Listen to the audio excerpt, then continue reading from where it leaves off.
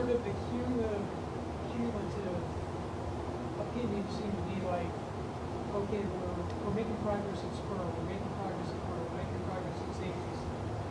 You get the feeling that overall he feels good about how that whole group is. You know, I don't think there's any question that we have made improvement. You know, one of the things that separates a good from a poor defense is consistency, and we're starting to be more consistent. We're better, you know, on deep balls. We're better tackling in space. We're better fitting the run. We just need to make sure that we stay consistent. I'm not sure that I can sit here and tell you, hey, we're going to be dominating, but there's a lot of teams out there. I've won championships with defensive that make you work to get anything that you get. I do know this. I think the kids have bought into what we're doing. I think the system is in place. They like it. We just got to keep working, you know, the fundamentals. It really does. It's a fundamental game. So many faces in the secondary that weren't here in the spring. How much of a challenge was it for camp starters? You know, it's ground zero. You start at ground zero. You know, you got. You know, I reflect back when I went to Baylor. It was a very similar situation. I brought in 3 kids. I brought in a kid that came in on Tuesday and played 90 snaps against TCU in a win on Friday. I mean, and they had to put him on ice for 2 days. But, you know, just the experience factor. I mean, you look at it, and it's like Todd and I were talking. They're talented. They're athletes. But the best thing I like about them, I like that room right now. I mean, there's a can-do attitude, and that goes a long way. And you know, we don't have anybody that is over opinionated about his ability, and the it factor is in the room right now. Some of the most progress from DJ Coward. You know, DJ is he's just a steady Eddie. You know, he is a guy that has played a lot of football. When you go back and look at his career, he told me today, I did not know this, y'all been here, he told me he came here weighing 189 and said he played as a freshman. I'm going, wow, you're kidding me. He's had a lot of snaps, and you know, DJ and I have had a lot of deep conversations. He does not want to end his career with what's happened the last 2 years, you know, especially defensively. And I think he's responding on it, acting on it. He leads, he's tough, he's improved dramatically in coverage. You know, that's the thing I looked at. You know, people ask me, did I look at last year's tape? Yes, I did, because I wanted to see. You know, I wanted an assessment, you know, what the issues were. And our underneath coverage was bad. And in this league, you better be good. And he has made leaps and bounds in his coverage. Coach, you're working hard to bring along your backup linebackers. Yeah, Gabriel, Caleb Thomas. What do you think about those guys if they do need to be called upon? Well, I think this. I look at just where we started and where they're at now. They're better. I mean, Dion Gennard has had a really good camp. Kalen has been, I mean, he is a one play looks like All-American, the next play, you know, did we, I told Keith, did we even, you know, it's the same guy. But I'm telling you, 3 days in a row, he's had 3 good days. And that's how you coach him. That's how you build. We also moved Malik back to Mike. I tell you, a kid that's going to play this year.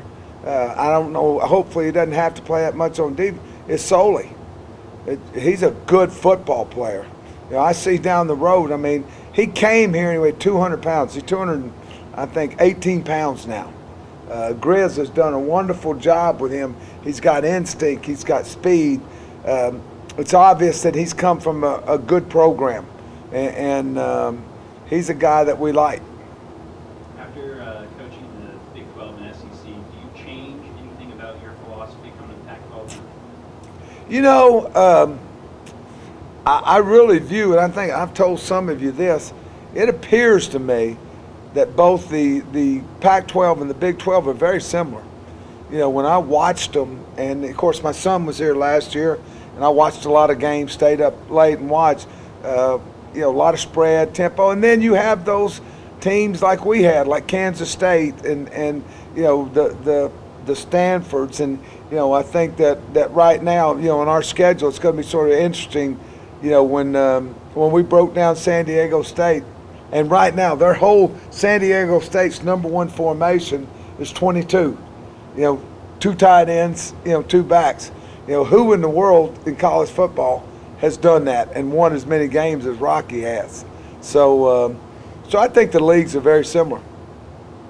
Christian Sam in particular, after coming off of the season-ending injury, how does a guy kind of bounce back and come back stronger and more mentally and physically? Now, who is that? Christian Sam? Oh, Christian. You know,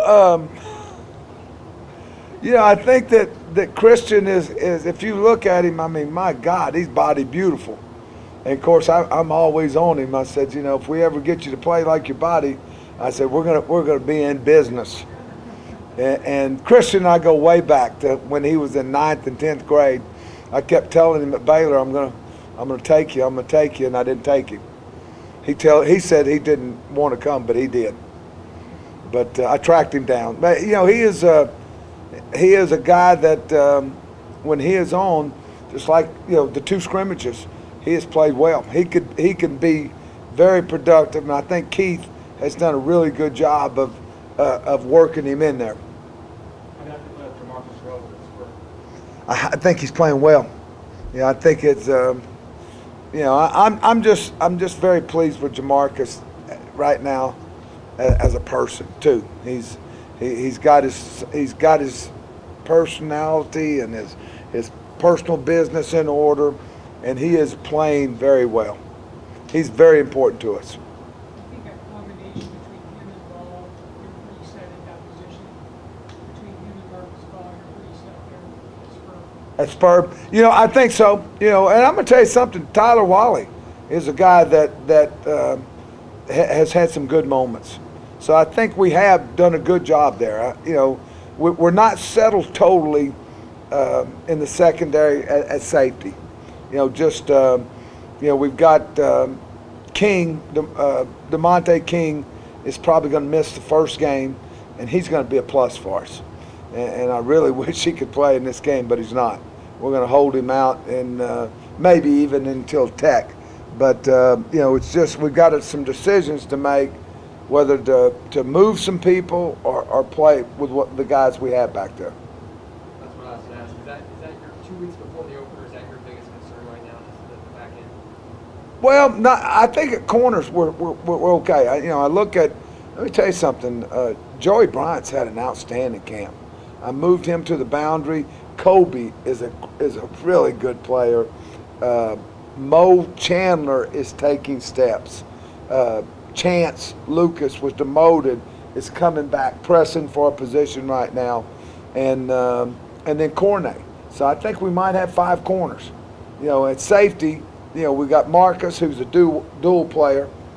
We've got Chad Adams has had a great camp, and then with DeMonte not there, you know, we've got Daz. Daz has played well, just not as consistent as what I want. So just the depth that we're looking for on that part.